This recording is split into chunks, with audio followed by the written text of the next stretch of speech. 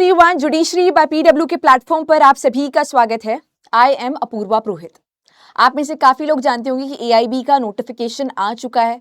जो लोग भी एग्जाम में अपीयर होना चाहते हैं तो वो लोग अपीयर कर सकते हैं। एआईबी का एग्जाम काफी इंपॉर्टेंट हो जाता है इस साल, क्योंकि यहाँ पे अब जुडिशरी एस्पिरेंट भी एग्जाम में अपीयर होने वाले हैं। सिर्फ वकालत जो प्रैक्टिस करने वाले हैं केवल उनकी बात नहीं कर रहे हैं। बार काउंसिल ऑफ इंडिया की तरफ से सिलेबस को भी नोटिफाई किया गया। एलिजिबिलिटी क्राइटेरिया के बारे में भी अपडेट आ चुकी है। अब सवाल ये खड़ा होता है कि 60 डेज जो हमारे पास हैं इस ड्यूरेशन में, उसमें स्ट्रैटेजी क्या होनी चाहिए। तो पहले तो जिनको नहीं पता है, हम ऑल इंडिया बार एग्जामिनेशन की बात कर रहे हैं। अगर आपको देश के किसी भी कोने में प्रैक्टिस करना है, लॉ को मतलब वकील बनना है, तो ये एग्जाम क्रैक करना आपके लिए एसेंशियल है, साइन क्वा नॉन है। इसी एग्जाम को क्रैक करके आपको मिलेगा सर्टिफिकेट ऑफ प्रैक्टिस, जिसके थ्रू आप कहीं भी प्रैक्टिस करना की एलिजिबिलिटी होल्ड करते हो। अगर हम लोग बात करें तो 29 सितंबर से आप रजिस्ट्रेशन करना स्टार्ट कर सकते हो। आखिरी डेट है 28 अक्टूबर रजिस्टर करने की। 29 अक्टूबर लास्ट डेट पेमेंट की है। एग्जाम की बात करें तो आपके पास आज से 2 महीने एग्जाम के लिए प्रिपेयर करने के लिए एग्जैक्टली। तो अगर हम लोग बात करें कि प्रिपरेशन कैसे करनी है, क्या पैटर्न होने वाला है, सिलेबस क्या है उसके बारे में, या क्या अप्रोच होनी चाहिए उसके बारे में, तो मैं आपको बताऊंगी। और मैं आइडियली चाहूंगी कि आप केवल उसे सुने नहीं पर इंप्लीमेंट भी करें। अगर आपने हूबहू इंप्लीमेंट किया तो कोई डाउट ही नहीं रहता है कि आपका एग्जाम क्रैक ना, उसकी पॉसिबिलिटी रहती ही नहीं है। पर इसके बारे में बात करने से पहले देखते हैं बार काउंसिल ऑफ इंडिया की तरफ से सिलेबस में क्या चीज का क्लैरिफिकेशन आया है।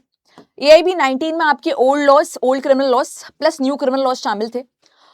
फिर ऐसा कुछ अपडेट आ रहा था कि प्रोबेबली इस बार न्यू लॉस को शामिल करेंगे और ओल्ड को करेंगे नहीं, but bar council of India ने उसको एकदम क्लैरिफाई कर दिया कि ओल्ड और न्यू अभी भी शामिल किया गया है, ओल्ड लॉस को हटाया नहीं गया है। अगर हम क्वेश्चन बाइफरकेशन की बात करें, क्वेश्चन बाइफरकेशन के हिसाब से आप मार्क्स बाइफरकेशन भी कर सकते हैं। Constitutional law 10 questions, IPC and BNS 8 questions, CrPC या बी एनएसएस की बात करें तो 10 क्वेश्चन, सीपीसी के आपके 10 क्वेश्चन है, एविडेंस या बीएसए की 8 क्वेश्चन है, एडीआर की बात करें तो 4 क्वेश्चन है, family law 8 question, PIL 4 question, administration law के 3 क्वेश्चन है, प्रोफेशनल एथिक्स की बात करें और इसके अलावा bar council of India rules की बात करें तो 4 क्वेश्चन, कंपनी लॉ के 2 क्वेश्चन है, environmental law 2, cyber law 2, labour law 4 questions. इसमें ज्यादा फोकस इंडस्ट्रियल डिस्प्यूट एक्ट पे होता है by the way. Law of tort including motor vehicle act and consumer protection law, in fact आपको 3 लॉज पढ़ना है यहाँ पे, तो 5 क्वेश्चंस। तो 5 लॉज पढ़ोगे तो आप अगर बाइफरकेट करो तो एक लॉ से तकरीबन 2 सवाल पूछे जाने की संभावना है। लॉ रिलेटेड टैक्सेशन की बात करें तो 4 questions. Law of contract, SRA, property law, NI act सब मिला के 4 है आपके। तो अगर मतलब देखो यहाँ पे देखा 8 है, सॉरी 4 नहीं 8 है। अगर हम इसको बाइफरकेट करने की कोशिश करें तो यहाँ पे 1, 2, 3 एंड 4 है, 4 सब्जेक्ट्स है और 8 मार्क्स अलॉटेड है।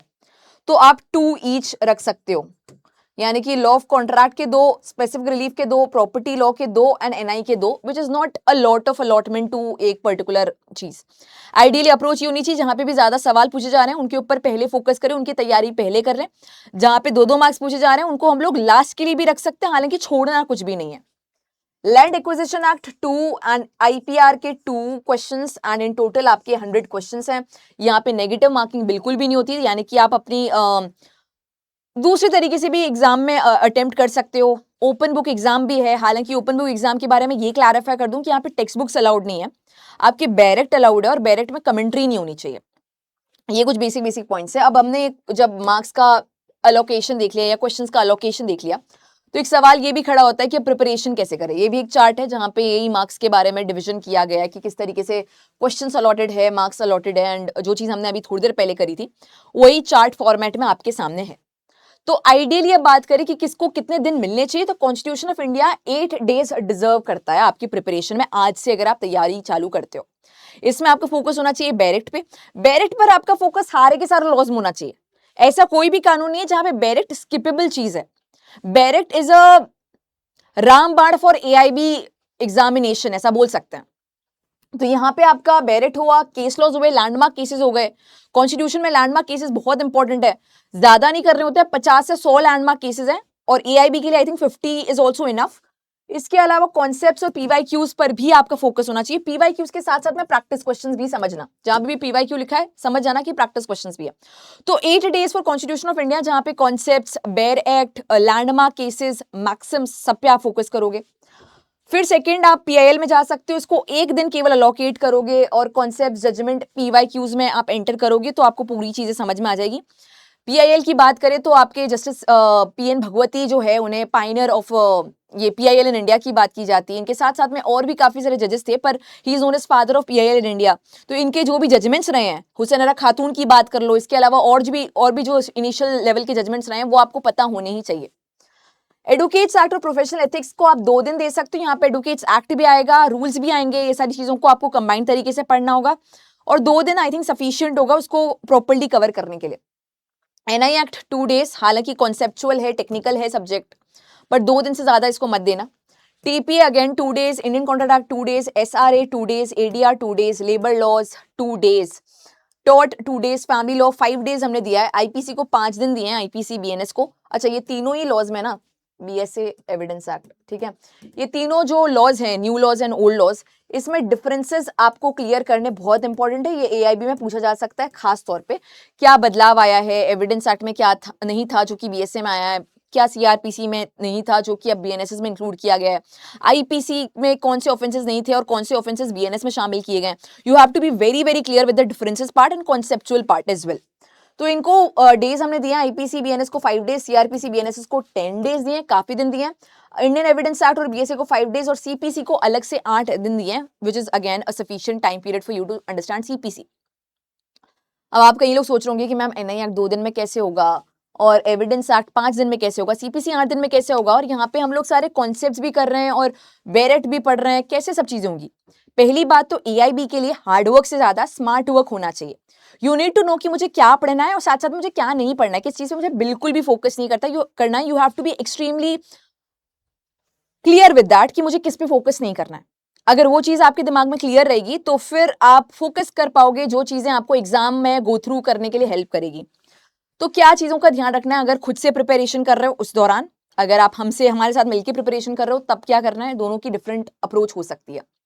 अगर आप खुद से प्रिपेयर कर रहे हो तो start with the basics, begin by reading the preamble of a bare act पढ़ रहे हो, एकदम बेसिक से चालू करो, प्रियम्बल पढ़ो, ऑब्जेक्टिव्स पढ़ो, क्यों ये एक्ट पिक्चर में आया, क्या रीजन है, उसके बारे में जानने की कोशिश करो जिससे कि आपको एक ओवरऑल कॉन्टेक्स्ट मिल सके। उसके बाद में आप बैरेक्ट पढ़ते टाइम वन लाइनर्स बनाओगे, कीवर्ड्स लिखोगे। एग्जाम्पल के तौर पे अगर थेफ्ट की डेफिनेशन को कीवर्ड्स में या वन लाइनर में लिखोगे तो कैसे लिखोगे, आपके कीवर्ड्स होंगे dishonest intention, movable property, outside possession without consent, that is it. ऐसे करके आप सारी की सारी डेफिनेशंस को, सारे के सारे कॉन्सेप्ट्स को ब्रेक डाउन कर सकते हो स्टेप बाय स्टेप, और वो चीजें आपके दिमाग में ज्यादा याद रह पाएंगी।